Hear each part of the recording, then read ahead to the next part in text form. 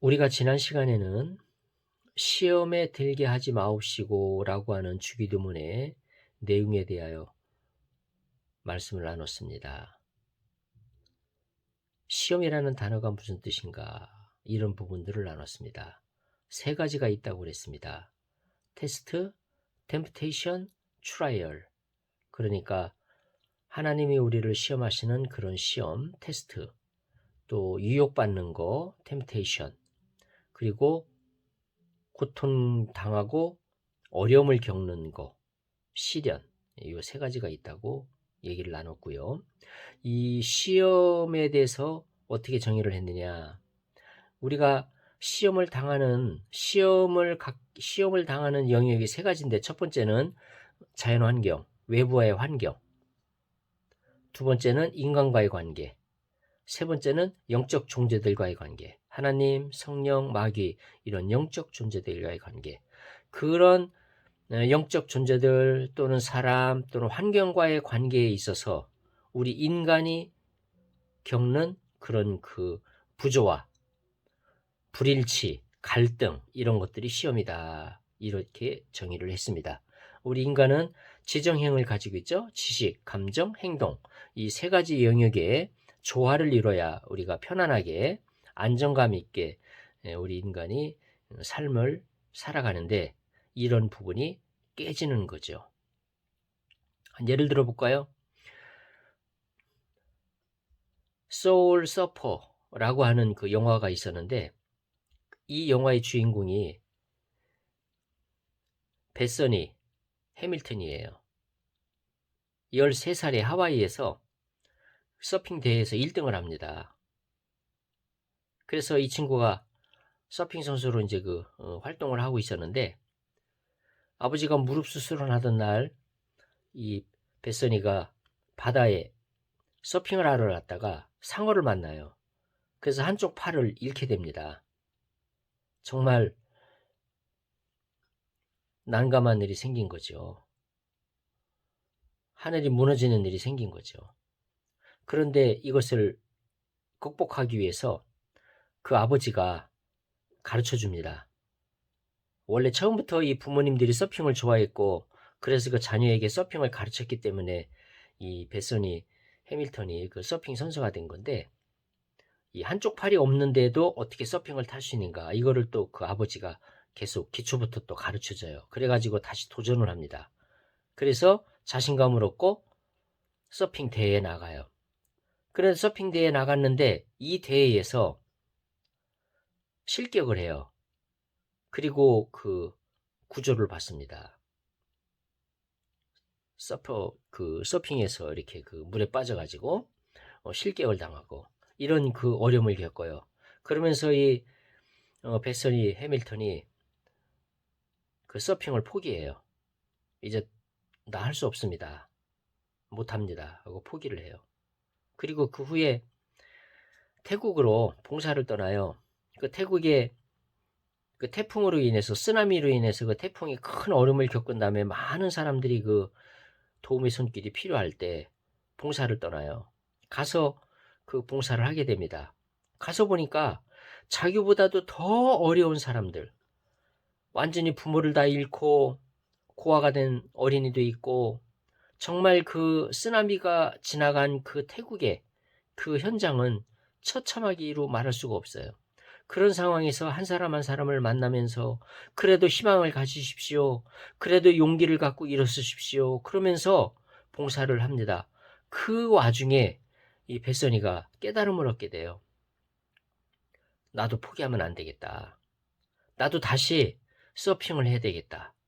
그래가지고 다시 하와이로 돌아와서 서핑을 합니다. 다시 도전합니다. 그래가지고 서핑 대회에 다시 나갑니다. 그래서 우승하게 되는 그런 그 영예를 누리게 됩니다. 이거는 실화예요. 그 베서니 해밀턴의 그 실화를 영화로 만든 게 그 소울 서퍼라고 하는 그 영화의 그 내용인데요. 여기서 우리가 이런 질문을 할 수 있어요. 이 베서니가 상어를 만나가지고 한쪽 팔을 잃게 되는데 이거는 굉장히 참 그 어려운 시험이죠. 이 시험. 이 시험 누가 준 건가? 하나님이 벳선이를 테스트하기 위해서 팔을 잃게 한 건가? 아니면 사탄이 유혹하기 위해서 한쪽 팔을 잃게 한 건가? 이거 어떻게 봐야 돼요?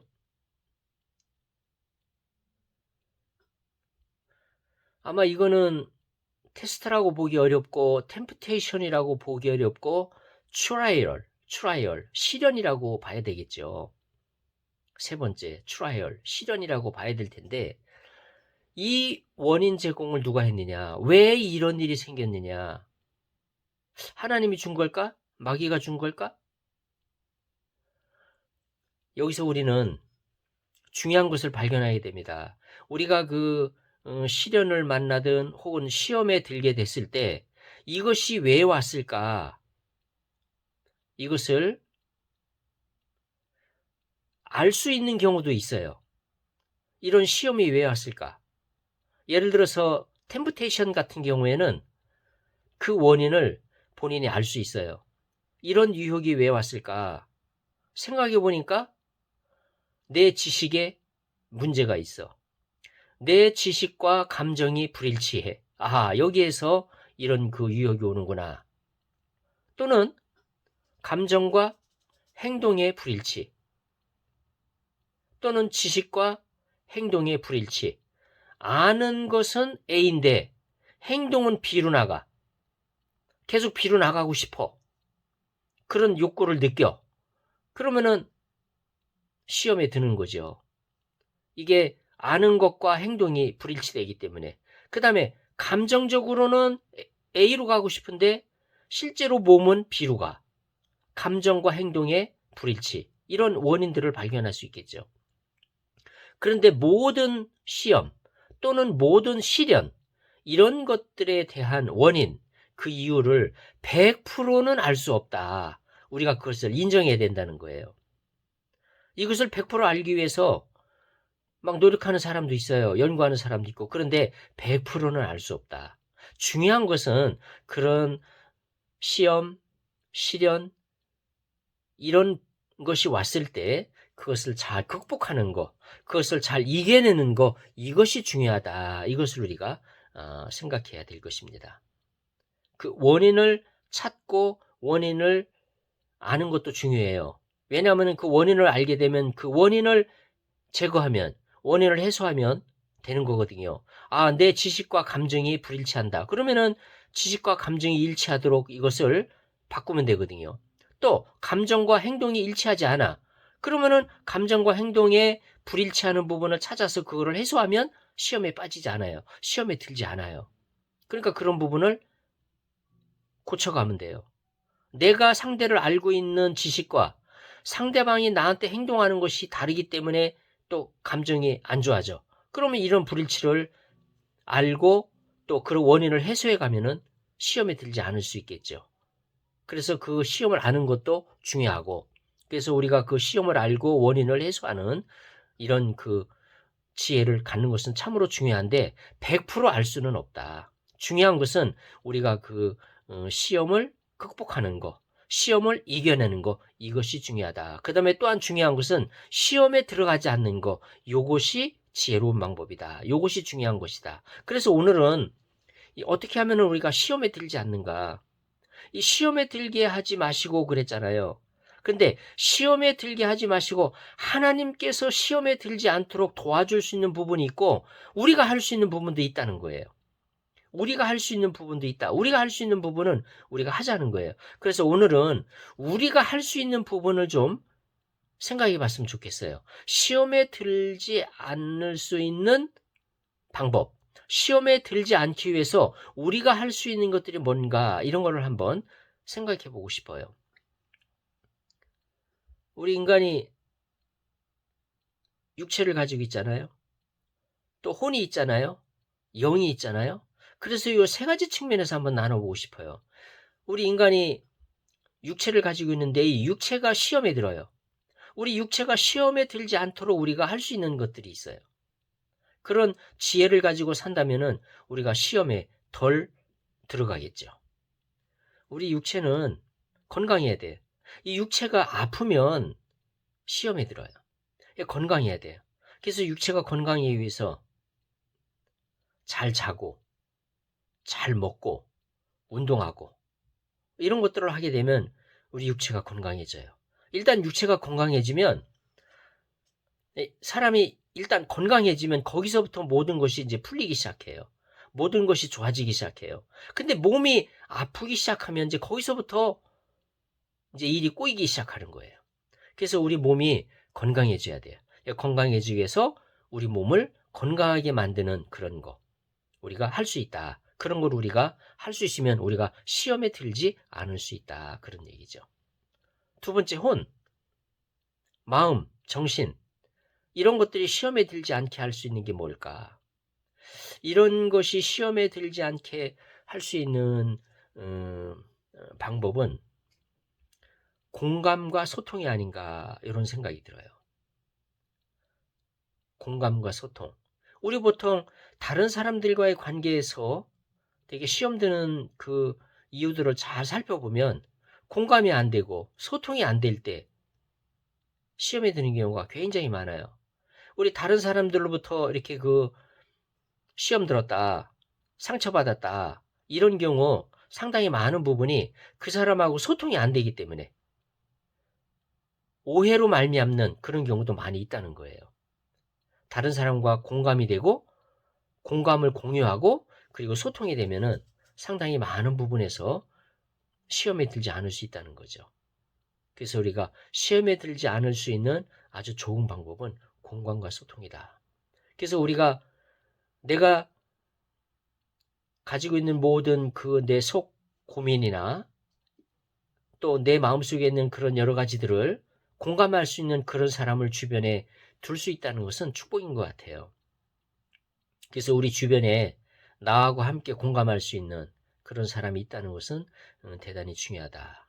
그리고 우리의 그 혼, 정신, 마음, 이것이 시험 들지 않게 하기 위해서 우리의 정신이나 마음이 좋아하는 그런 그 취미 생활, 이거 할 수 있으면 좋을 것 같아요.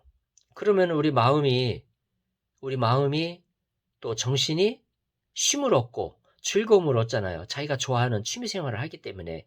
그러면 그 마음이, 그 정신이 여유를 갖기 때문에 시험에 들지 않을 수 있겠다. 이렇게 생각을 합니다. 그래서 취미 생활, 이거 참 좋은 것 같아요. 그래서 취미 생활하고 자기가 그 마음과 정신이 즐기면서 쉼을 얻을 수 있는 그런 자기가 정말 좋아하는 그런 일들을 찾아서 하는 것은 우리의 그 정신 건강에 굉장히 중요하다. 이 정신도 이제 건강해져야, 정신이 건강해져야, 정신이 건강해져야 시험에 들지 않아요. 육체가 건강해져야 시험에 들지 않는 것처럼 정신도 마음도 건강해지면 시험에 들지 않거든요. 그래서 이렇게 건강할 수 있는 방법은 취미 생활을 하고 그 다음에 돈을 버는 일을 경험하는 거 이건 중요한 것 같아요. 저는 이 경제 부분은 우리의 그 마음과 정신 생활에 있어서 굉장히 중요한 요소 같아요. 그러니까 경제 부분에 있어서 우리가 자신감을 갖고 경제 부분에 있어서 압박을 당하지 않는 이것은 굉장히 정신 건강에 중요한 부분이지 않는가 이런 생각을 합니다. 그래서 취미 생활하는 거, 그다음에 경제 활동에 참여하는 거, 그다음에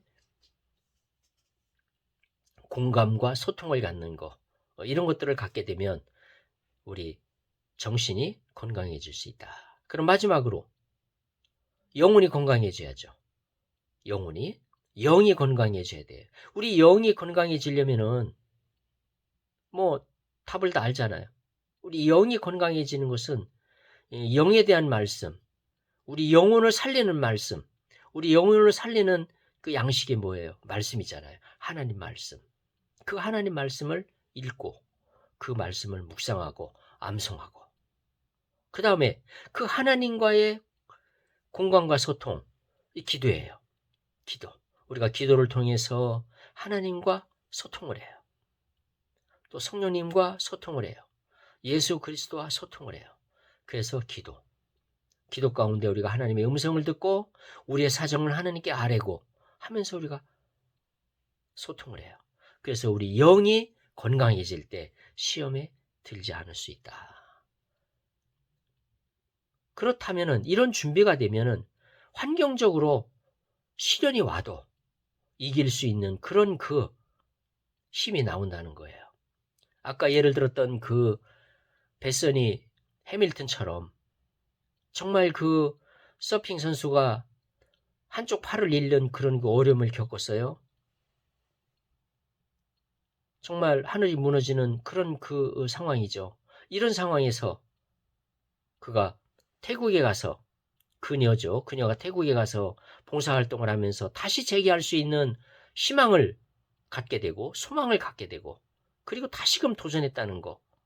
그래서 그 정신이 다시 회복이 된 거죠. 마음이 회복이 된 거죠.